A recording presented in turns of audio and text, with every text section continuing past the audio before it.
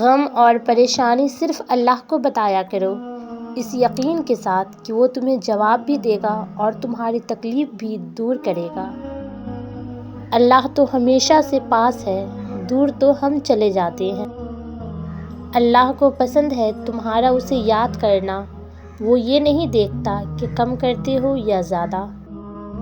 تم کون ہو، کیا ہو، یہ اللہ کے سوا کوئی نہیں جان سکتا، تو پھر کیوں لوگوں کی باتوں کو تم نے دل سے لگا لیا ہے؟ نظر بھی رکھے سماعتیں بھی، وہ جان لیتا ہے نیتیں بھی۔ غموں کی راہ پر سکون سے چلو، کیونکہ یہ اللہ کے قریب کرتی ہے۔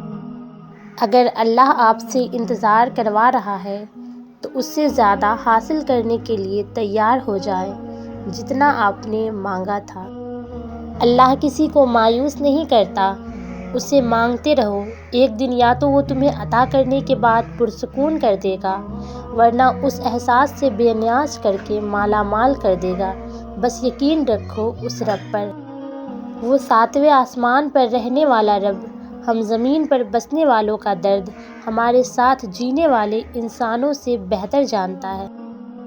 خدا جس کی حفاظت کی حیا کو ٹھان لیتا ہے تو وہ پھر مکری کی جالوں کی وہ چادر تان دیتا ہے۔